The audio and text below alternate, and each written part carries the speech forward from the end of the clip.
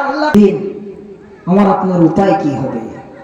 ওই জন্য আমি অনুরোধ করব যে আল্লাহ পাক দুনিয়ার জমিনে আমাকে আপনাকে যতদিন রাখবে, আমি আপনি আল্লাহর হুকুম আর রসুলের তরিকার উপরে কায়েম থাকবো। সকলে বলুন ইনশাআল্লাহ। আল্লাহ আমাদের সকলকে কবুল করুন। একটু দরুদ শরীফ পড়ুন। আল্লাহুম্মা সাল্লি আলা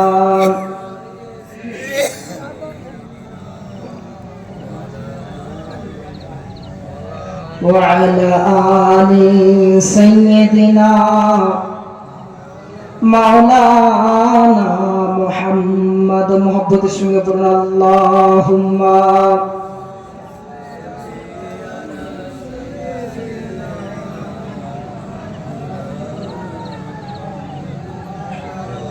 وعلى آل سيدنا مولانا محمد।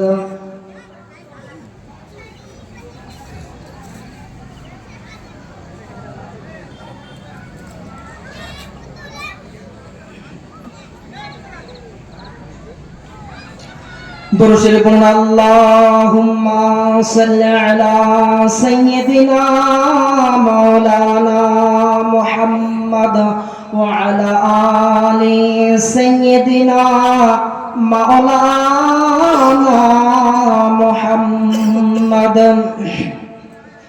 মদিনা নাম কত মধু,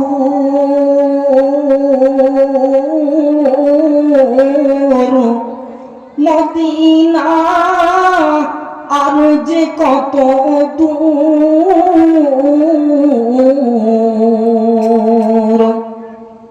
ওই মদিনার পথের ধুলি আমি মাখতে পারলাম না নবীজি, যাইতে পারলাম না নবীজি, দেখতে পারলাম না। মদিনা নাম কত মধু,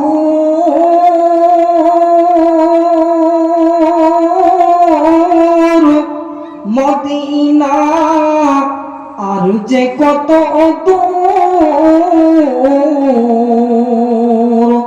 ওই মদিনার পথের ধুলি আমি মাখতে পারলাম না নবীজি, যাইতে পারলাম না নবীজি, দেখতে পারলাম না।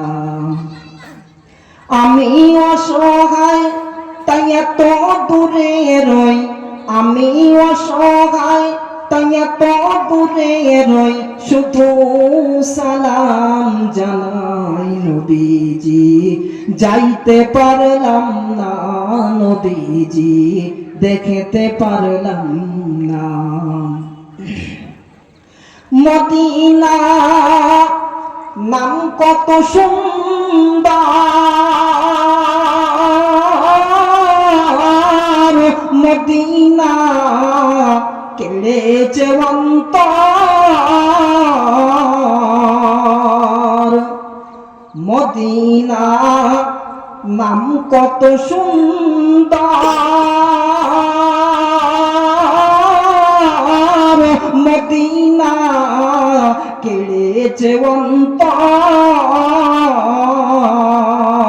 পাখির নাই ডানা থাকলে, পাখির নাই ডানা থাকলে যেতাম মদিনায়, মদিনা যাইতে পারলাম না মদিনা, দেখতে পারলাম না।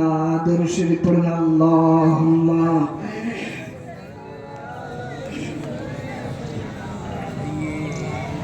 وعلى آل سيدنا مولانا محمد। اللهم صل على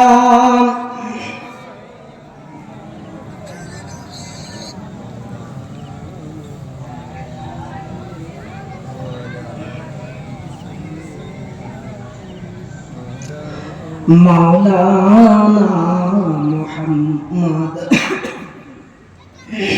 যে কথা বলছিলাম যে আল্লাহ সুবহানাহু ওয়া তাআলা ভালোবাসেন কাদের? ঈমানদারদের। মর্যাদা দিয়েছেন কাদের? ঈমানদারদের। তাহলে ঈমানদারের মর্যাদা, ঈমানদারের সম্মান আমার আল্লাহ দিয়েছে। কোটিপতি হলে আল্লাহর কাছে কোনো দাম নেই যদি ঈমান না থাকে। আর অসহায় গরিব হলেও যদি আমার আপনার মধ্যে ঈমান থাকে, তাহলে আমার আল্লাহর কাছে অনেক সম্মান, আমার আল্লাহর কাছে অনেক মর্যাদা পাওয়া যাবে। আল্লাহ সুবহানাহু ওয়া তাআলা কোরআনুল হাকিমের মধ্যে বিভিন্ন জায়গাতে বিভিন্ন আয়াতের মাধ্যমে ঈমানদারদের তিনি ভালোবেসেছেন সেই কথা বর্ণনা করেছেন। ঈমানদারদের তিনি জান্নাত দেবেন সে কথা তিনি বর্ণনা করেছেন। আল্লাহ সুবহানাহু ওয়া তাআলা কোরআন শরীফে অপর জায়গাতে শুনিয়েছেন যে ঈমানদার যারা হবে, আল্লাহর বান্দা, আল্লাহর মাহবুব, আল্লাহর পেয়ারা যারা হবে, তাদের মধ্যে কিছু নিশানা পাওয়া যাবে, কিছু নমুনা পাওয়া যাবে। কোরআন শরীফের 19 পারাতে আমার আল্লাহ সুবহানাহু ওয়া তাআলা শোনাচ্ছেন,